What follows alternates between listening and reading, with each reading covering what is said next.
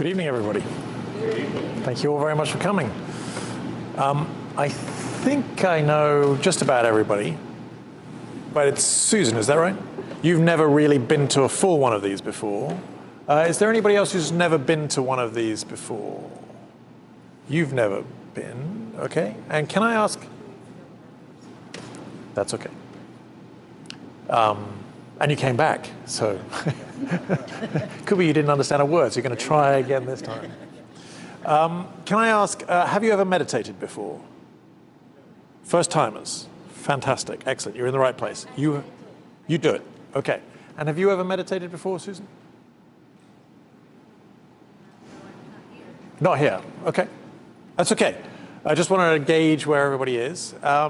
So for those of you who've never been, my name is Justin. I've been practicing meditation for about 30 years, on and off, and teaching on and off for about 19 years.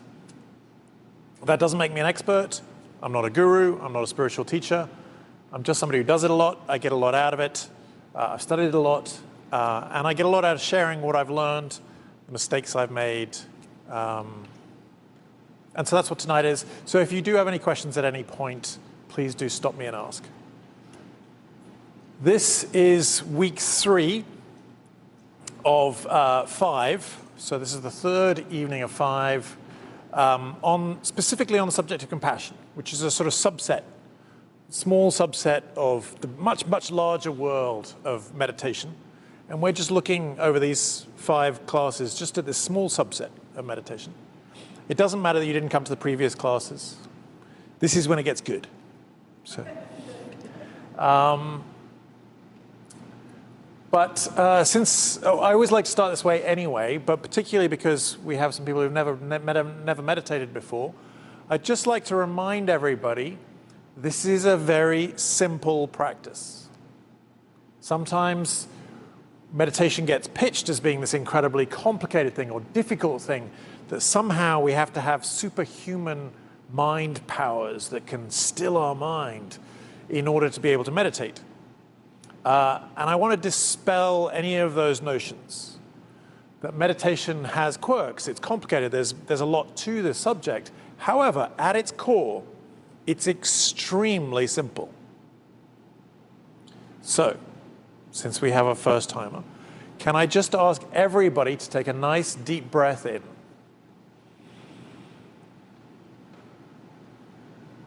And let it out.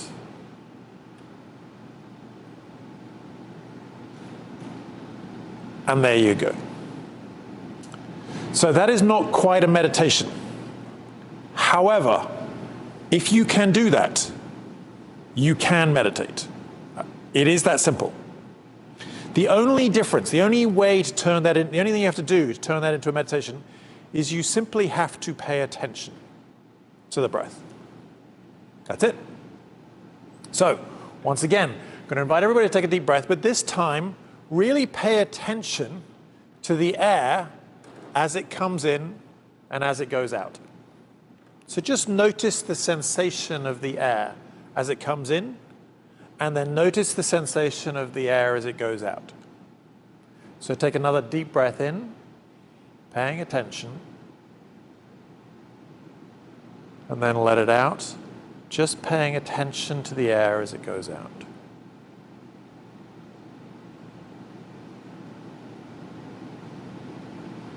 Okay, so now you have meditated. That's it. Now, of course, there is a little catch. It's not really a catch. That is the meditation. It is as simple as that. The difficulty or the catch is that we have a mind. And the mind is busy. It's got lots of things to think about. We worry about problems we've got to try and solve. We think about things that have happened and wonder how they could have gone better. We worry about stuff that's going to happen in the future. And we daydream. And there are all these things that the mind likes to worry about, think about, examine.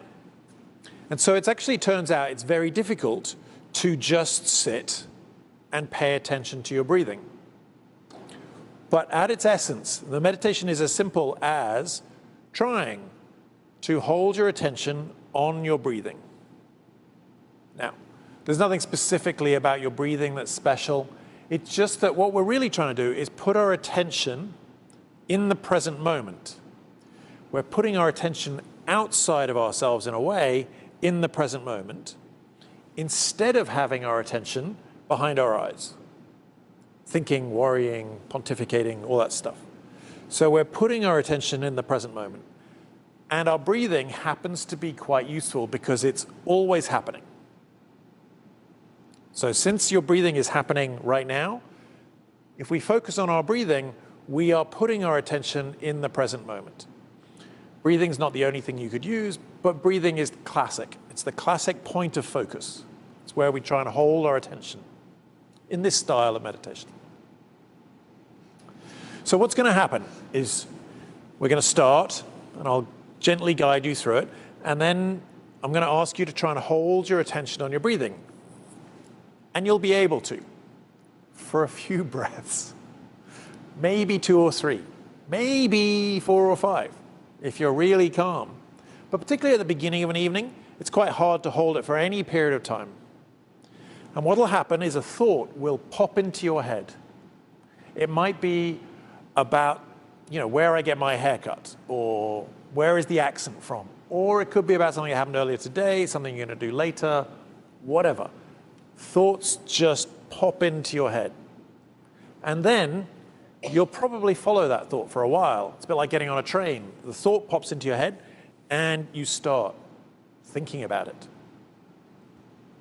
Until the crucial moment in the meditation happens. So you're off, you're thinking, and then suddenly there'll be a moment where you suddenly notice that you are thinking. You realize you are no longer paying attention to your breathing. Now, for many people, what will then happen is you go, oh, I'm doing it wrong. I lost my focus. If I can ask you not to do that. Now, if you do that, you'll do that. But then notice that that's what you're doing. You have a mind. It gets distracted. It's what happens. It's part of being human. It is part of the meditation. The key is when you notice that you've lost focus, when you notice that, that is the moment. That's the most important moment in the meditation. Just notice that it happened. Look, that thing happened that he said would happen, and my mind, it went somewhere. Notice that it happened.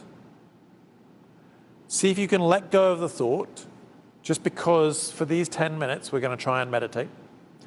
And then return your attention back to your next in-breath and simply start again.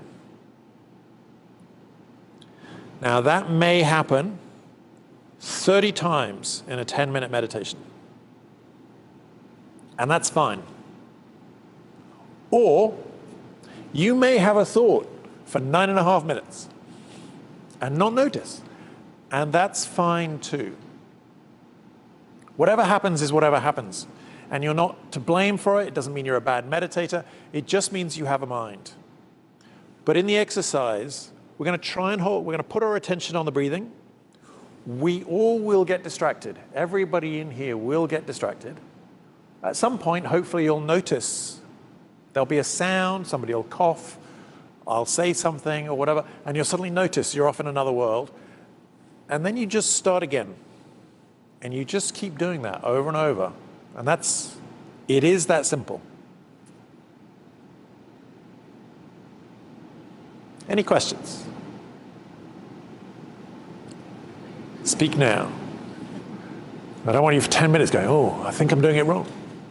If you think you're doing it wrong, you're not. You're just thinking, that's all. And then notice that you're thinking about doing it wrong and put your attention back on the next breath. And just start again. And if you notice that this keeps happening over and over and over, and you feel a sense of frustration that it keeps happening, notice that there is a sense of frustration. That's all. And then see if you can let that go and simply start again. Okay, so if I can invite you all to sit up straight, feet flat on the floor, Hands wherever they're comfortable. The goal here is we want to be alert but comfortable so that you can hold your attention and not start snoring, because that's embarrassing. It happens occasionally and then we laugh, but so try and sit up straight so we're alert. And I invite you to take a nice deep breath in. And as you let it out, just try and release any tension you're holding in your body. And take another deep breath in. This time I want you to let it out very slowly through your mouth, as if you're blowing up a balloon.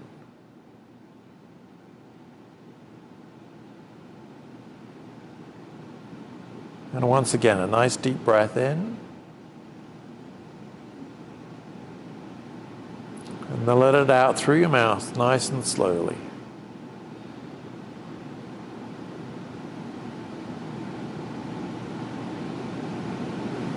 Okay, so now allow your breathing to return to normal. I'd invite you to close your eyes unless you're uncomfortable with that, in which case you can leave them open and maybe just soften your gaze and lower it. Just allow your breathing to return to normal. Just notice the sensation of the air as it comes in and as it goes out. And see if you can notice the sensation of the air as it moves over your lips.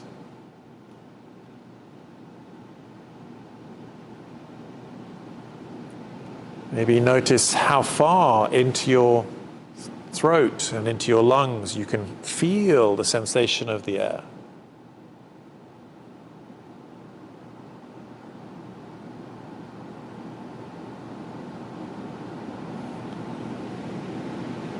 You can become aware of your body moving as you breathe.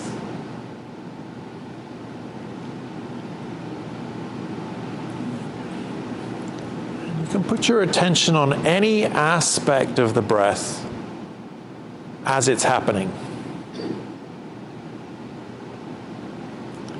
And when you get distracted, or when you notice you've got distracted, just very gently let that go and then start again with the next breath.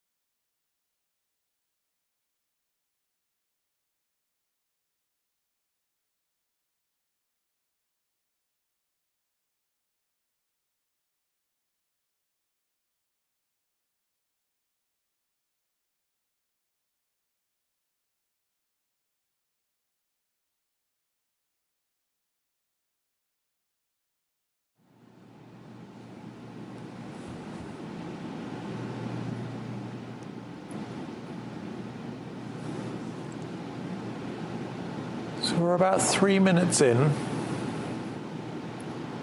Just invite you to be gentle with yourself. When you notice that your mind has gone somewhere, that's fine. It's what happens. Gently notice that it happened, and then simply let it go and return your focus back to the next in-breath and start again.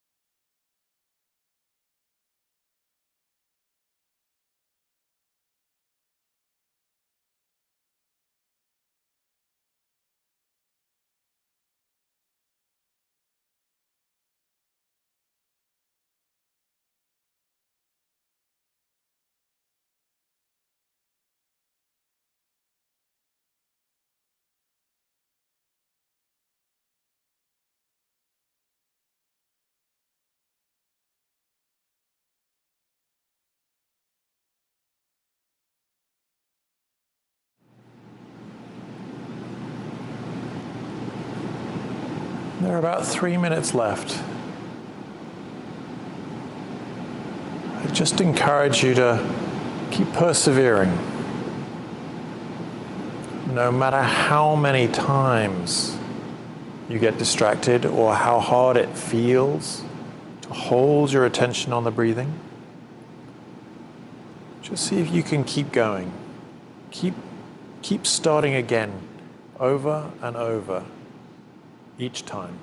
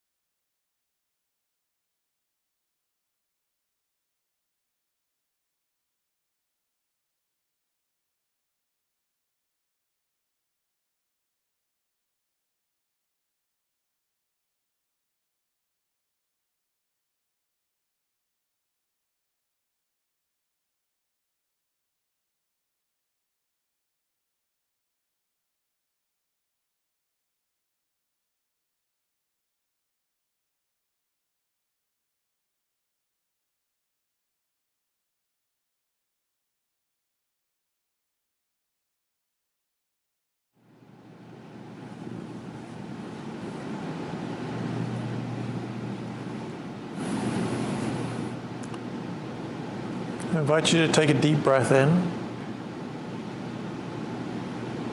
and let it out. Keeping your eyes closed, just expand your field of attention beyond your breathing to notice your body right now. Become aware of the sensation of the floor under your feet.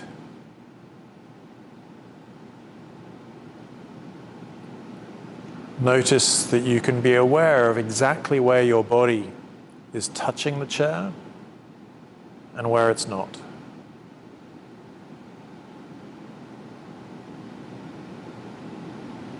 Noticing the heaviness of your shoulders.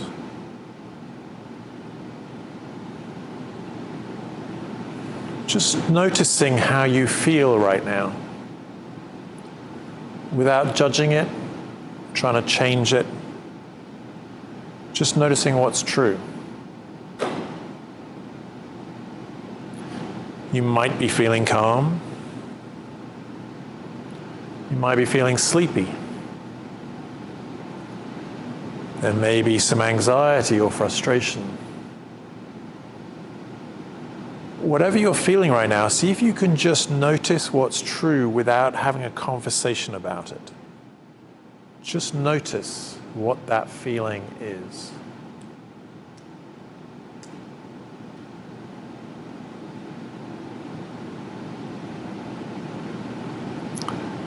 And now notice the hum of the air conditioner. Take a deep breath in and let it out. And when you're ready, in your own time, open your eyes and connect back into the room.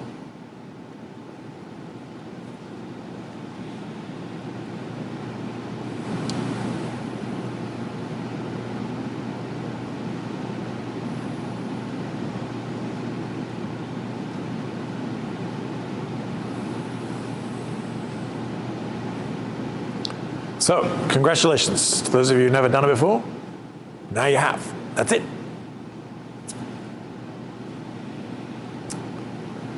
So, as I said, this is the third class on compassion, on love and compassion meditation. So meditation is this sort of surprisingly large subject. There are lots of different traditions, lots of different techniques. Originally, it came to us through the contemplative traditions of Christianity and Judaism and Islam and Buddhism and Hinduism. But since then, the benefits of meditation have been recognized as not necessarily needing to be within a religious tradition. And now there's all these different secular techniques, and they're looking at, I think there are even what I like to call spiritual atheists who meditate because they have these spiritual experiences, but they still don't believe in God. Okay, whatever. So within this, there's loads of different techniques and loads of different reasons to do it and lots of different benefits and all that stuff. One small category is this category of love and compassion meditation. And as I've said before, to those of you who've been before, sorry for repeating myself, but I came to these love and compassion meditations relatively late in my meditation career. I knew about them, and I thought it was great for other people. I was glad. I was like, oh, that's nice. People do these love and compassion things. That's probably good for the world. Glad they do it. It's not for me. It's for nice people. I'm not really a nice person, so, I was interested in other types of meditation. And then at some point, finally, the light sort of flicked on, and I would realize, oh, no, I think this is the Holy Grail. This is where the magic happens. This is the gold. And so I've sort of been getting into it a little bit more. Anyway, so normally I've been teaching these 12-week introductions, big, wide, look at lots of different types of meditation. But we had this 6-week window until the end of July, and I was like, oh, what am I going to do? 6 weeks, I don't know what to do. Except that I knew what I wanted to do. I wanted to focus on love and compassion for 6 weeks, specifically, concentrated practice, and see what happens. So this, I'm afraid, is incredibly self-indulgent. This is about my exploration and my wanting to explore love and compassion. And so 3 weeks ago, I sort of said, anybody wants to join me on this trip? Let's try it. At the time, there were 42 days until the end of July. Including tonight, there are 21 days until the end of July. So it's not too late. Join the bandwagon. Let's try this for 21 days. And we're going to do 2 love and compassion meditations. What I also warned people was that I was going to bore you with my reflections on love and compassion meditation and what I'm getting out of it, what I'm struggling with, what I'm learning, what occurs to me. And I hope that these are of some interest or some help. But the truth is, I'm pretty new to this. I've only been doing this for a few years, and so I still, honestly, am not that sure how relevant my observations are or how helpful they are to other people. So that said, I wanted to share a story. You know, I was thinking, okay, well, what's this week's observation? So I want to share a story about a musician. So what occurred to me was, and I'm not sure who this musician is, and I can't remember if it's a guitar. I think it's a guitarist, might be a pianist, I'm not sure. But anyway, it's one of these great musicians who apparently has got a little bit fed up with everybody coming up to him and sort of saying, oh, I wish I could play guitar like you. I'd love to be able to play guitar like you. And he has this standard answer now. He says, no, you don't. They go, no, I really do. I'd give anything. I'd love to be able to play guitar like you. You're amazing. And he goes, no, you don't. It's not what you want. No, I do. No, you don't. And his point is simply that, sure, anybody can play guitar like he does.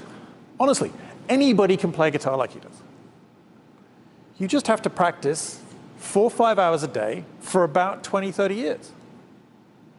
So if you really wanted to be able to play guitar like he does, you can. But you've got to work at it. It's a skill. It takes effort, practice, dedication. Anyway, I thought about that because for me, one of the main premises of this love and compassion thing that's taught in these meditations, one of the premises is that love and compassion are skills that we all have. It's an innate part of being human. However, some people practice them more, and they're better at it. And I suppose I always thought it was kind of like an on-off switch. Somebody does something nice to me, I can turn it on and go, oh, yes, I love you. Girlfriend makes me a nice meal, oh, yes, I'll be very nice and compassionate and generous and kind tonight. But not tomorrow if she's not so nice. It's just like this on-off switch. Anyway, so I'm studying like all these compassion teachers and love teachers, and it's fantastic. I'm really enjoying the journey and discovering what all these people have to say. And it turns out it's a much bigger world, very complicated world. Lots of nuance of the difference between compassion and empathy, and looking at when you're doing compassion for somebody else's benefit versus your own benefit. Is there such a thing as true altruism? Anyway, I don't want to bore you with all of the crazy details, but one other thing that occurred to me was I was reading about this woman. At the moment, I'm reading this book by this woman called Joan Halifax, who's a Zen priest. And she's extraordinary, and she's had this amazing life, and she's done all these incredible things. She's set up this whole hospice thing where people go and care for the dying as part of a spiritual contemplative practice. She's done a lot of prison ministry. She's done a lot of peace work around the world. She's set up health clinics all over the place. And she knows everybody within the meditation world, but also like all of these heads of government and everybody wants to know Joan. And I look at it, and she tells these stories, and she's fierce. Like, she's clearly incredibly loving and compassionate, totally dedicated to it. But she is not necessarily nice. She is tough. I sort of call it compassion with attitude should be the name of her band, because she's brutal. And I keep reading her, and I think, oh, I'd love to be able to do what she does. I'd love to be as wise and compassionate as she is. And this little voice in the back of my head goes, no, you don't. It's like, no, I do. She's amazing. And she really has all these incredible experiences where she can hold the beauty of life and the tragedy of life all at the same time and be there and be present, and it's amazing. And she does it out of this place of love. And no, you don't. If you wanted to do that, you could do that. It just takes work. So I'm trying to do the work, but I realized, I think, that I always thought this was easy.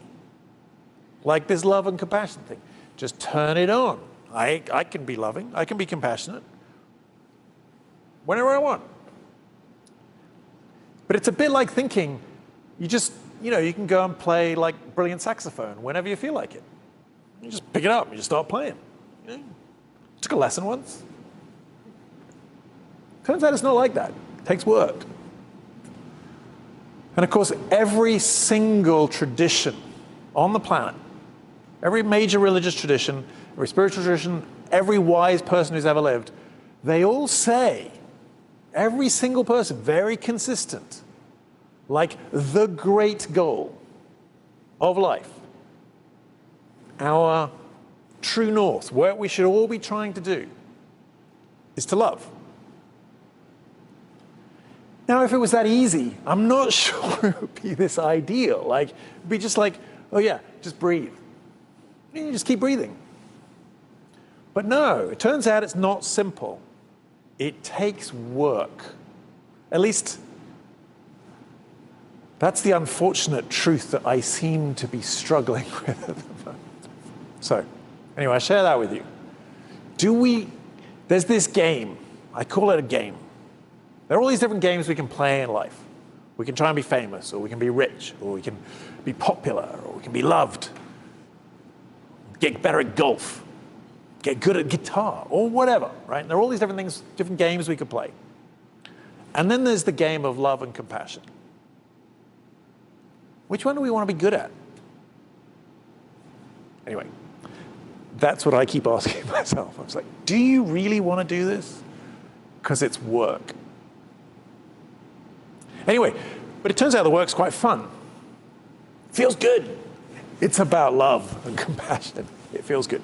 So let's all stand up and stretch, and then we'll do some love and compassion. We'll practice. Stand up and stretch. And then when you're ready, take a seat.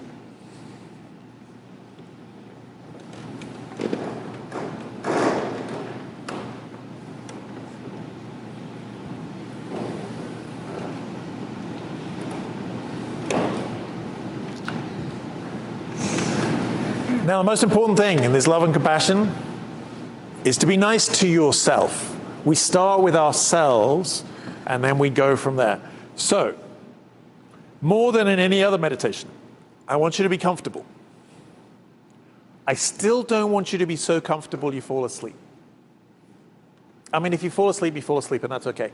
And because we're doing love and compassion, we'll all be very generous, and we'll laugh quietly. So I want you to be comfortable, but do try and be alert. And I'm going to guide you through this. It's a meditation called the Circle of Benefactors. And what we're doing here is we are practicing our sense of love, generosity, kindness. And I'll guide you through it. So again, sitting comfortably but alert, invite you to take a deep breath in. And let it out. Once again, take a nice deep breath in, and then let it out slowly through your mouth, like you're blowing up a balloon. And once more, deep breath in, and out slowly through your mouth.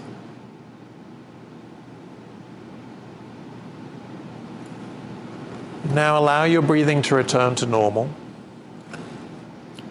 And just, once again, noticing your body moving as you breathe.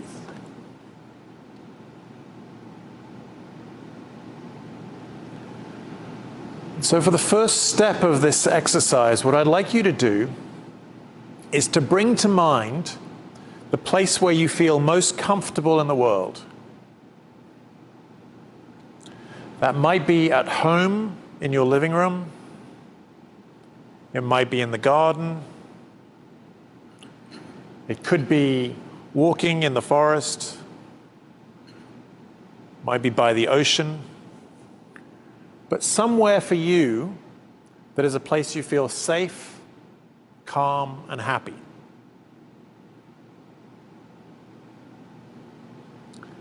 And now what I'd like you to do is to invite to join you in this place a person that you know loves you very much.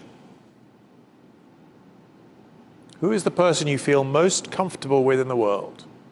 That you know, however complicated the surface of your relationship is, you know they love you deep down. I invite you to see them with you in this place and to allow yourself to accept and to feel the love and generosity and kindness they feel towards you.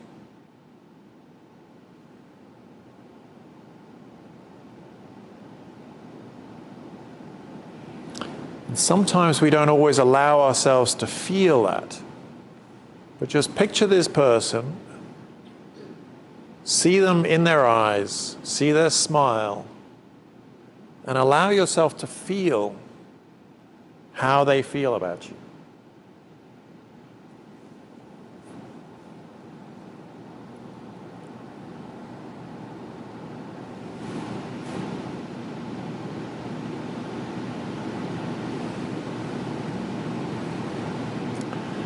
And now I'd like you to invite a couple of other friends, maybe 2 or 3 other friends that you're very close to, that you know deep down have deep love and kindness towards you. And invite them to join your group. And once again, notice what these people have in common is their love and compassion for you. And once again, see if you can allow yourself to feel that.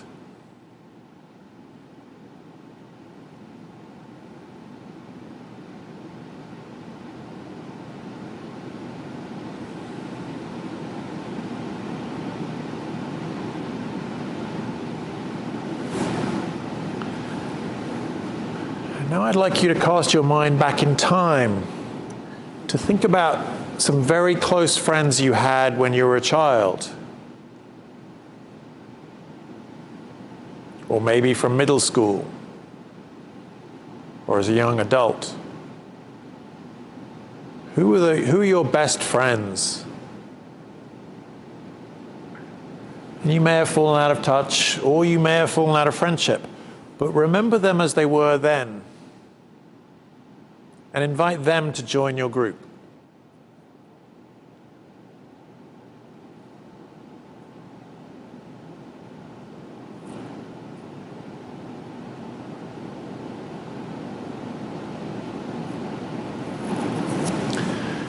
Maybe when you were younger, there were some adult family friends,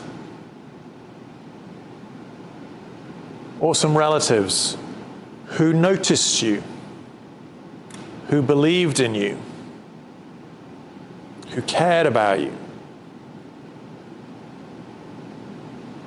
And invite them to join this group.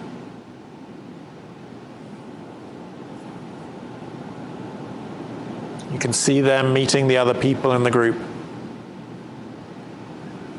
Everybody recognizing they have this thing in common, which is that they believe and love you.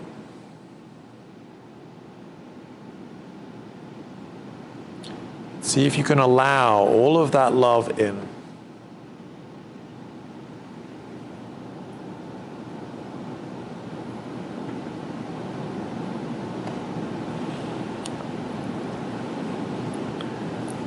Going back again, maybe you had 1 or 2 teachers that really believed in you,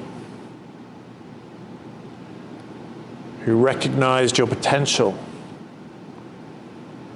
and supported you.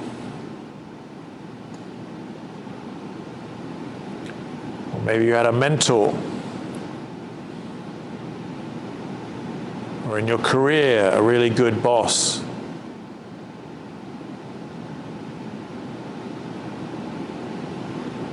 Just invite them to join the group as well.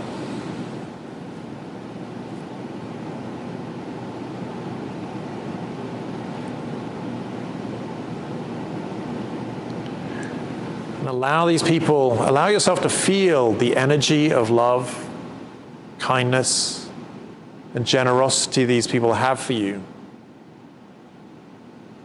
to wash over you, almost like a shower of rain, bathing you in its energy. And allow it to fill up your heart.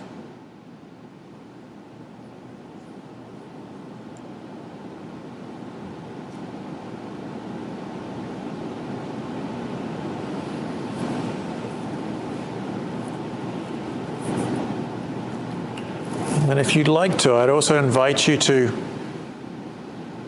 invite any person from history, which might be a religious figure, spiritual teacher, or it could be a literary figure, an author who has particularly inspired you and is important in your own life. And recognize how their intention of their work was to inspire. And how grateful they are to you that they have inspired you. And allow them to join this group.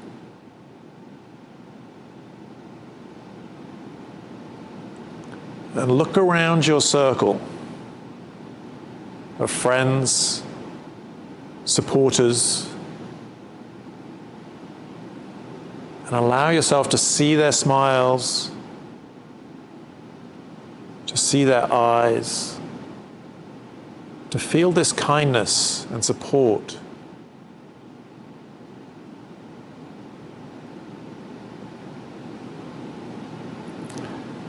Often this is much more powerful than the love and support we can offer to ourselves.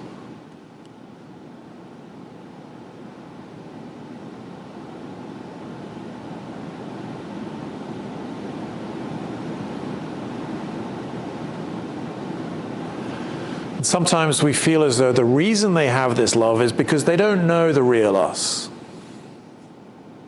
They don't know about our faults, our vanities, our laziness, our selfishness. But the truth is, the uncomfortable truth is that usually these people do. We don't hide that stuff nearly as well as we think we do. Usually most people know all about that stuff, and they don't care. They love us anyway.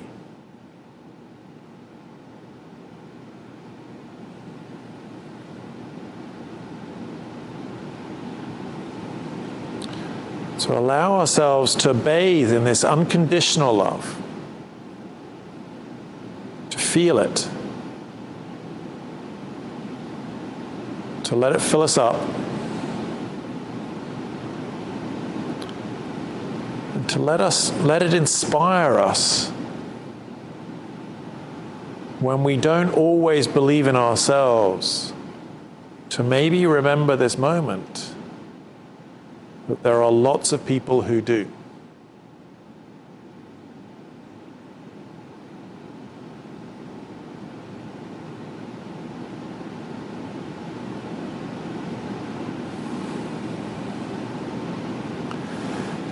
And if you like, you can see them taking care of you. Maybe putting a blanket over you. Maybe making food for you.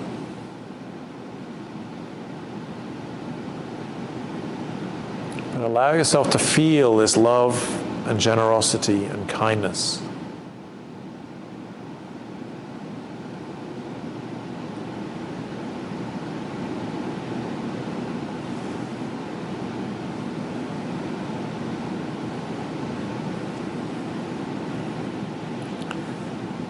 then look around your circle and thank each of them for coming, for their love, for their kindness.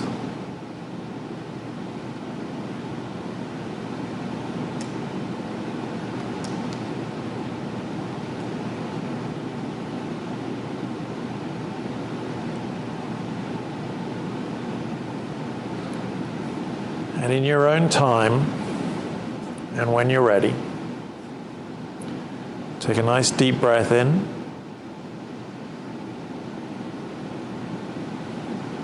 And let it out.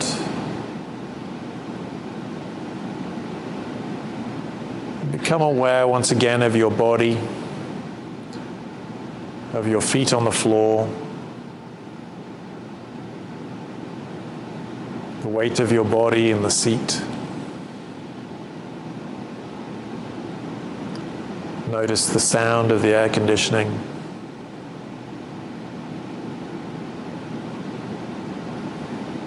Take another deep breath in and let it out. And in your own time and when you're ready, open your eyes and come back into the room.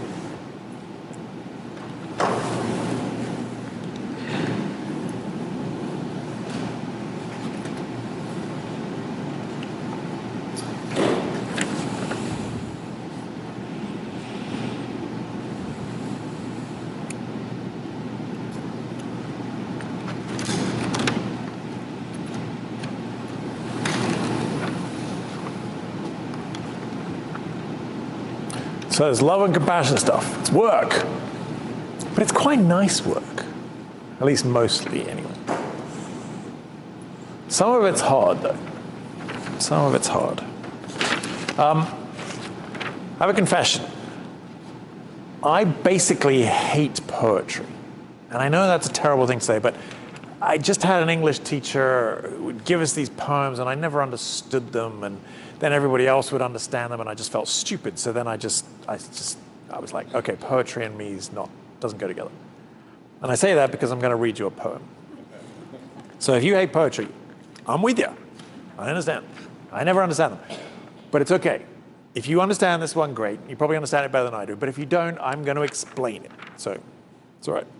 So this is a poem it's a 10th century Japanese poet called Izumi Shikubu. And the poem says, it's nice and short, don't worry.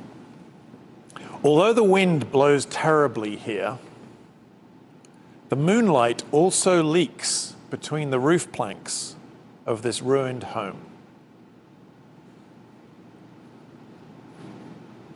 I'll say it again. Although the wind blows terribly here, the moonlight also leaks between the roof planks of this ruined home.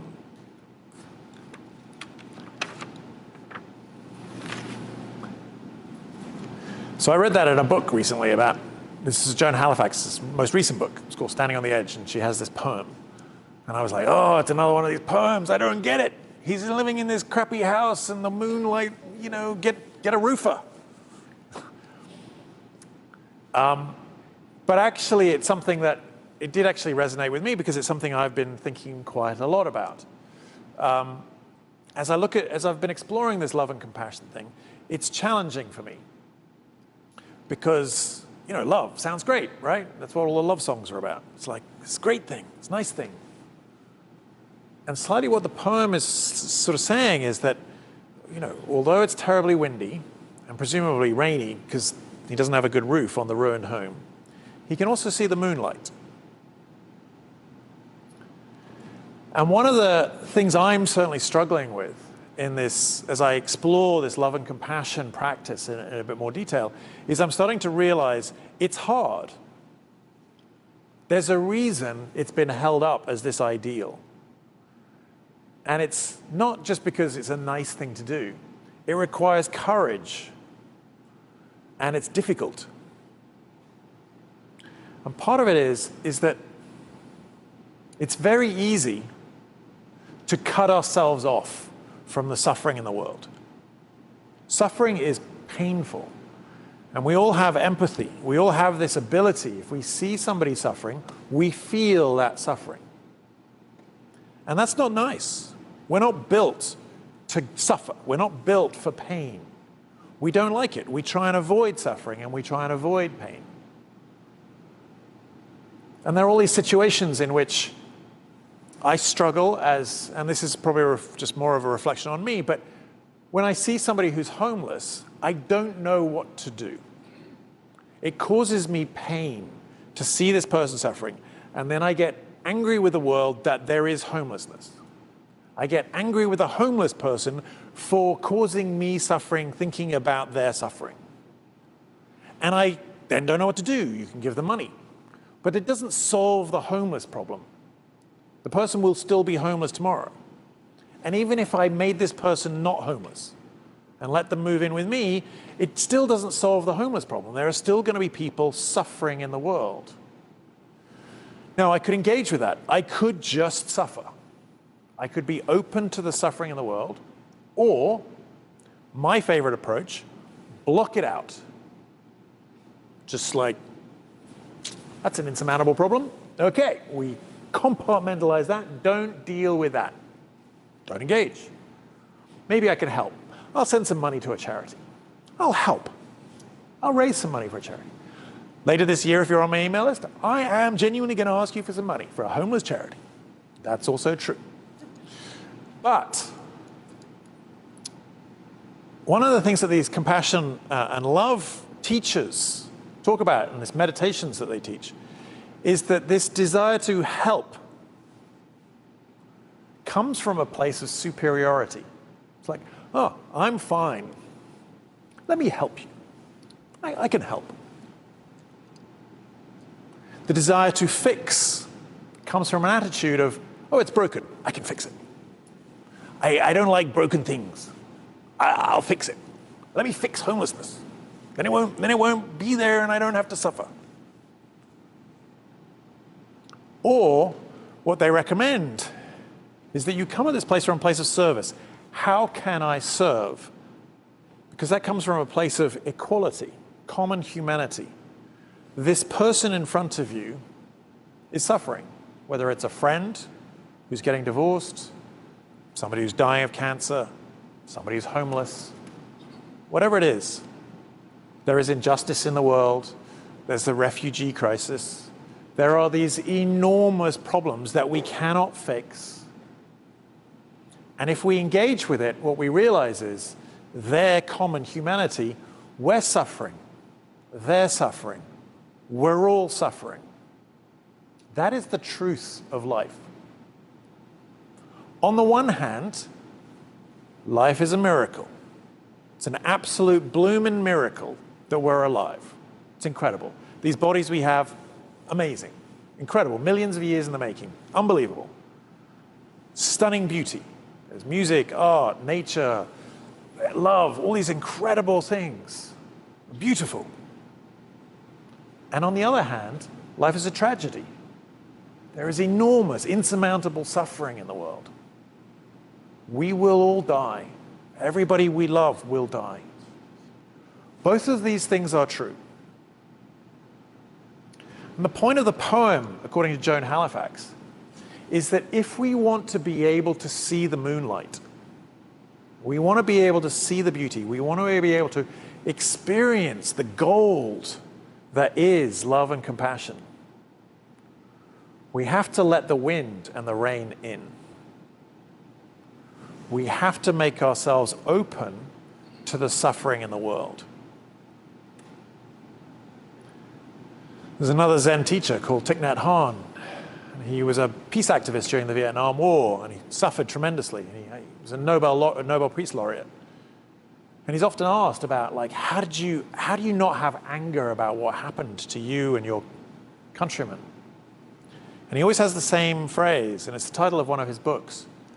And it just says, no mud, no lotus. I'll explain. No mud, no lotus. In the Far East, the symbol they always use about the heart is that it's like a lotus flower.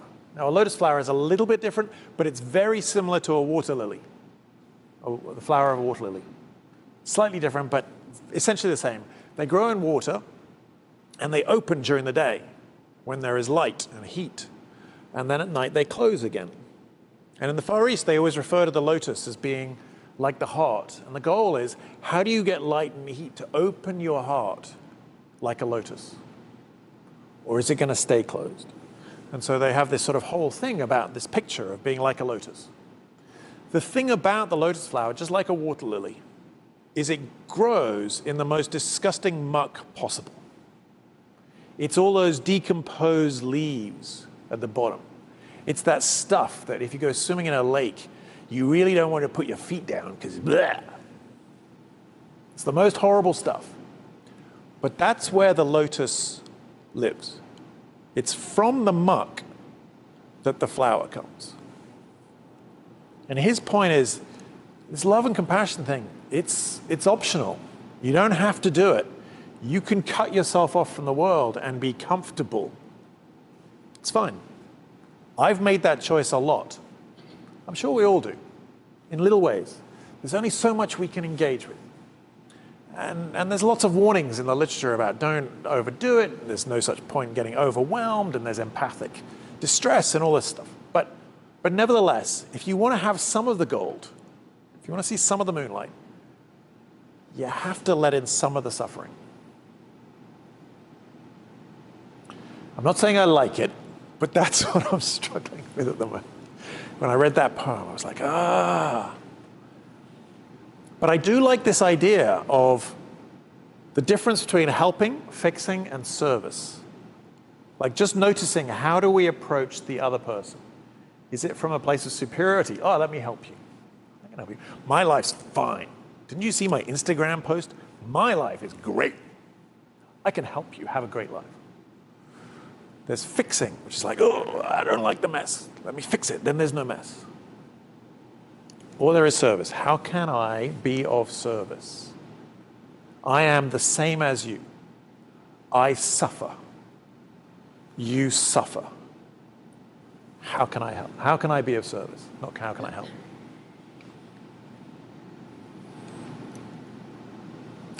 Anyway, that's what I'm struggling with this week. So, any thoughts, questions, observations? And then we'll do the final love and compassion meditation. Okay. Well, once again, I'm going to invite you. We've got 21 days left until the end of July. See if we try this exercise. I'm not saying it's easy, this love and compassion thing, but 21 days. So once again, let's stand up, stretch for a bit.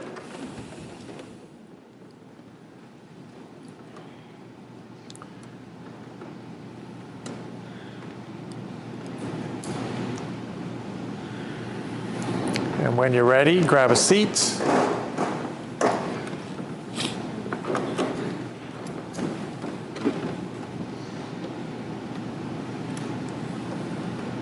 So once again, this is a guided meditation, so I'll take you through it. It's a 5-step process.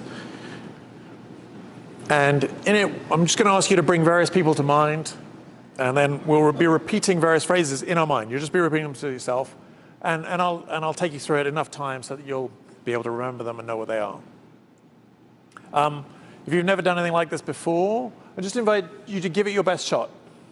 And there may be, most people I know who do this for the first time, me included, when I first did this, I thought, this is a load of rubbish. This is like crazy. This is like Hallmark card with a knife to your throat type of thing. But I just invite you to give it a go. Just give it your best shot. Just try and do the exercise and then see how you feel about it at the end. So just take a deep breath in and let it out. Take another deep breath in and then let it out nice and slowly through your mouth, like you're blowing up a balloon.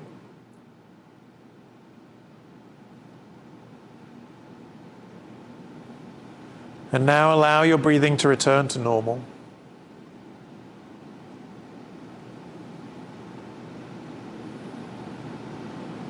And once again, I'd like you to bring to mind the person that you love the most, the person you have the most unconditional love for. And that might be a parent or a child, a friend. Could be a pet. It doesn't matter who it is, but the person for whom you feel the most unconditional love.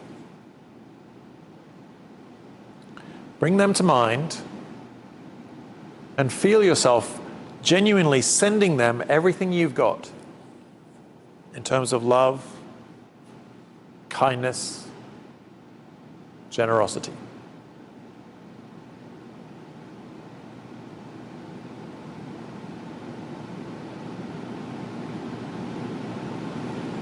And sometimes we hold back because we think we have a limited amount to give, so we have to portion it out.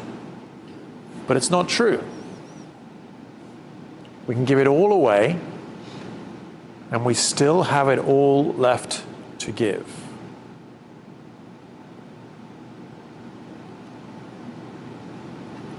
So see if you're holding back, and see if you can allow yourself to send them everything you've got.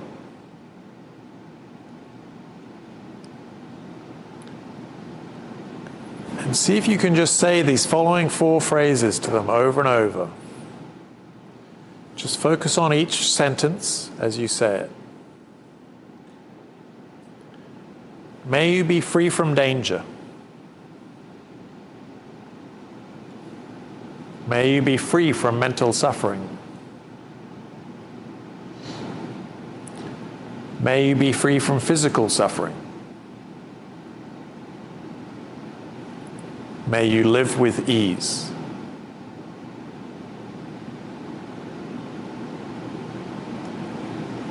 May you be free from danger.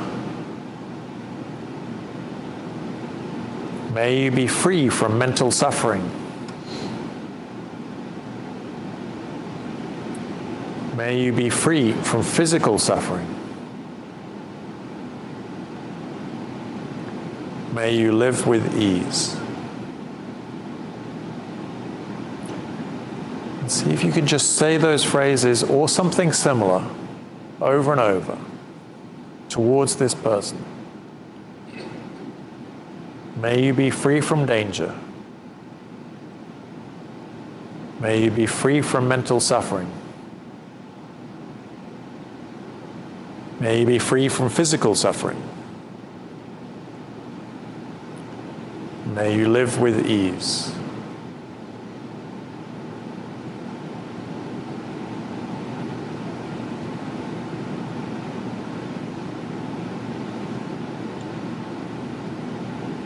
May you be free from danger. May you be free from mental suffering. May you be free from physical suffering. May you live with ease.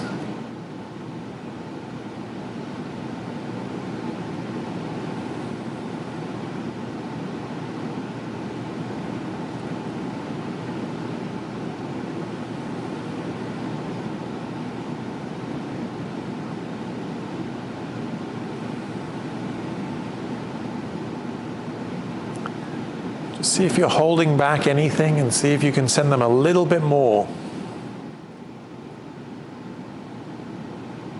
Really allowing them to feel it.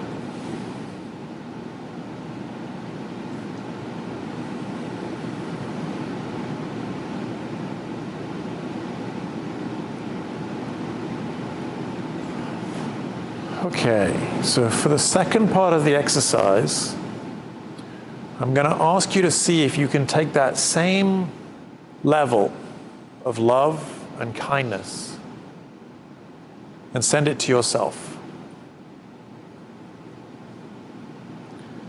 And for many of us, there's a great deal of resistance here. There's a sense that we're not worthy. We focus on our failings. Or that we are aware of how much suffering there is within us. And if we open ourselves up, we may feel that.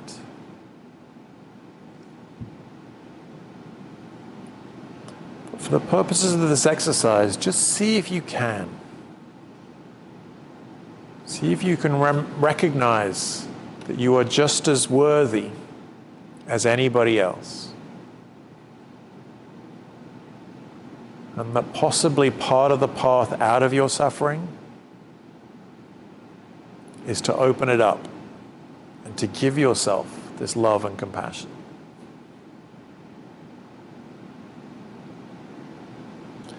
And see if you can say to yourself, may I be free from danger.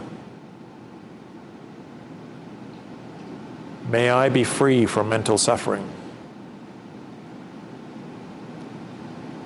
May I be free from physical suffering. May I live with ease.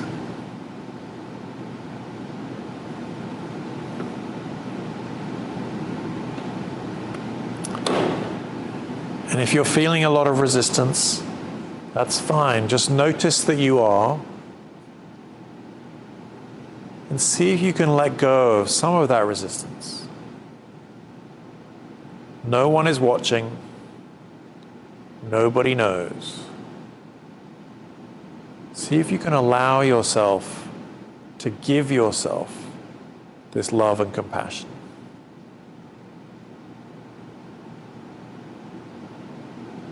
May I be free from danger. May I be free from mental suffering. May I be free from physical suffering. May I live with ease.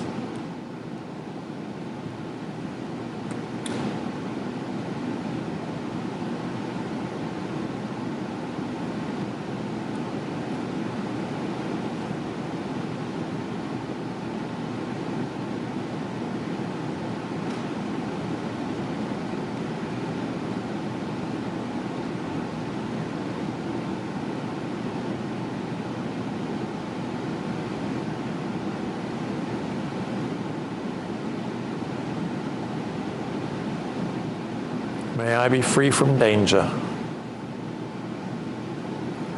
May I be free from mental suffering. May I be free from physical suffering. May I live with ease.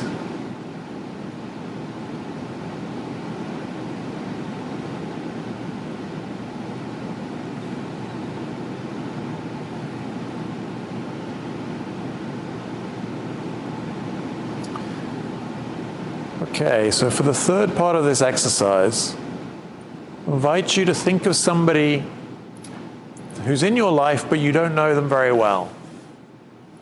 You don't know them well enough to have a positive or negative opinion about them. So it might be a neighbor, could be a work colleague, could be the person at the dry cleaners or at the post office. Somebody that you know, but you don't know well. But what you do know about them is that they have hopes and fears. You know that they struggle, just like you do.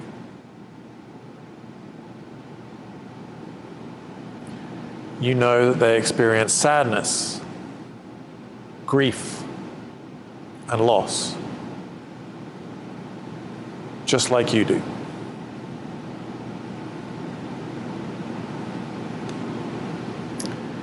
You know that they have strengths and they have failings, just like you do.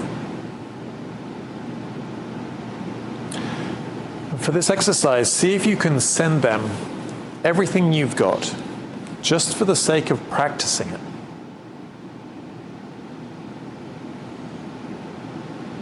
See yourself saying to them, may you be free from danger. May you be free from mental suffering.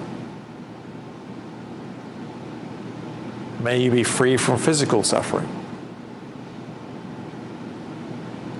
May you live with ease.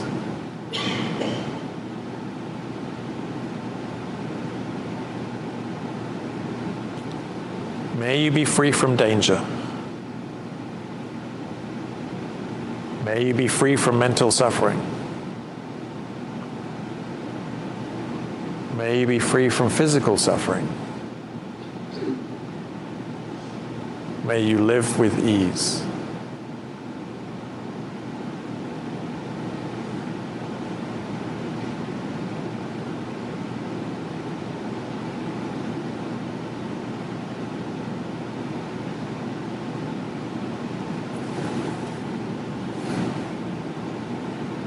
Okay, so for the fourth part of the exercise, we're going to raise the difficulty level a bit.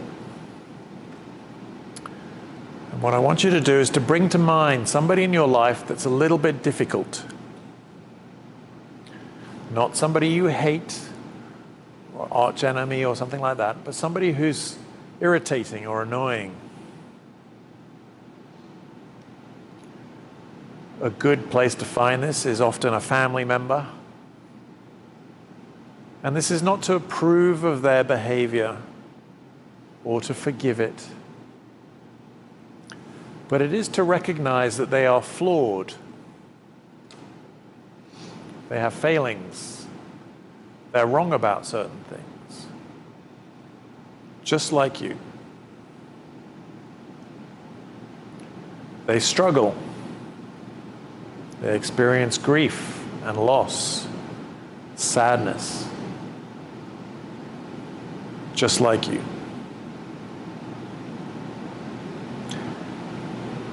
The goal here is to see if you can send them all of your love and compassion. And the point of the exercise is that it should be a little bit difficult to do that. So it's like we're raising the angle on the treadmill. And you're going to see if you can send them your love and compassion anyway, in spite of the difficulty. We're trying to increase our capacity for love and compassion. But see how much you can. Maybe not all of it, but see if you can send them as much as you can, recognizing their common humanity. And I stress, this is not for their benefit. This is for yours. This is the practice of love and compassion. So see what you can send them and see yourself saying to them, may you be free from danger. May you be free from mental suffering. May you be free from physical suffering. May you live with ease.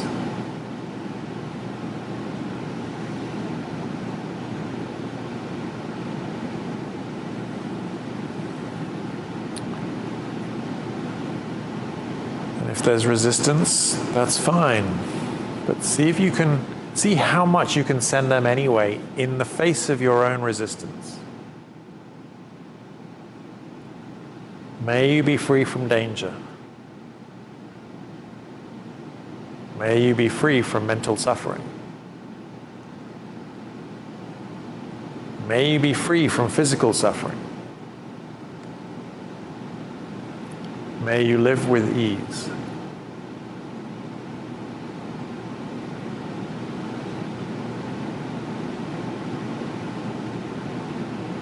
May you be free from danger. May you be free from mental suffering. May you be free from physical suffering.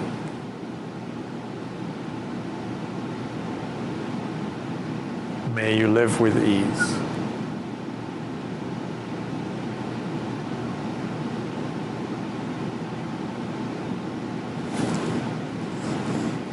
Okay. So for the last part of the exercise, we're going to see if you can expand your capacity the capacity of your heart beyond what you might think is possible. And we're going to try and send our love and compassion, our kindness and generosity to all beings on the planet. Billions of people, trillions of animals. The reality is everybody and everything struggles. And it's not that we can free them from all the suffering, but we wish we can. I like to think of myself as being sort of in a spaceship or on the moon, looking at the earth and trying to send everybody and everything my love. Realizing we have far more capacity than we realize.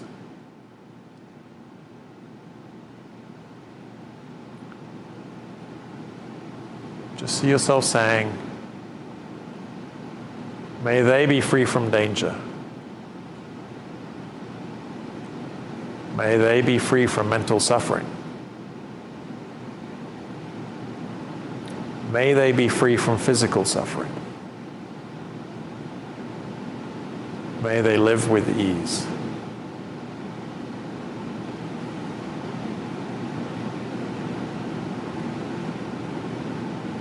May they be free from danger. May they be free from mental suffering.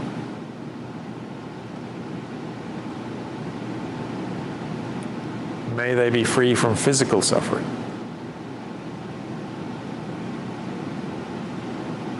May they live with ease.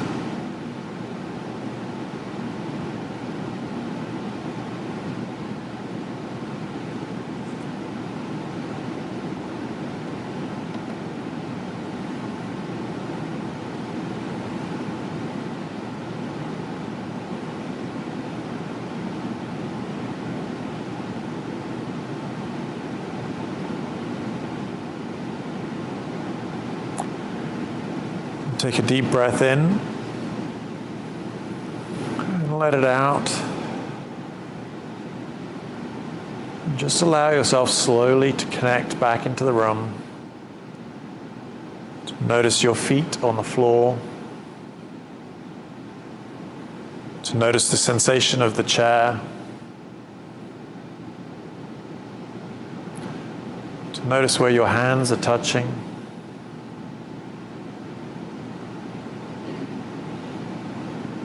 To notice how you're feeling. Just whatever's true right now in this moment.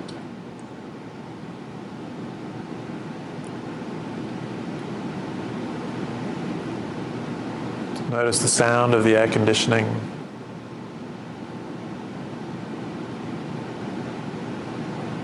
And then in your own time and when you're ready, and in no hurry, open your eyes and connect back into the room.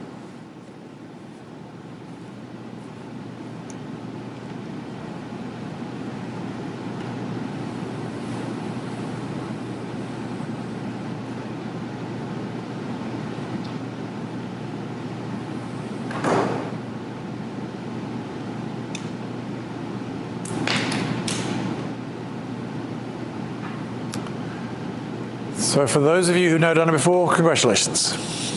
Virgins no more. I hope you liked it. All I would say is, if you didn't, there's one of two possibilities that I'm aware of. One is, meditation is not for you. And that's great. Because then there's one less thing that you should be doing that you're not doing. The other possibility is, I was rubbish. So I would invite you to try it again. Try somebody else if you didn't like it. Or, we'll be back here, same time, same place next week. We do a 12:30, which is the same as the 7:30. We're going to be doing 2 more weeks. There's 21 days between now and the end of July. What I'm encouraging those of you who want to join this bandwagon and join this experiment of trying out this love and compassion meditation thing is just try a little bit every day. Just 21 days. Practice. See what happens. To those of you who've already on the bandwagon and trying it out, thank you very much for joining me. Thank you all very much for coming tonight. If you're not on my email list and you'd like to be, sign up. I have a couple of copies of my book if anybody wants it for sale. Other than that, may you be free from danger. May you be free from mental suffering. May you be free from physical suffering. May you have a week of ease. Thank you very much, everybody.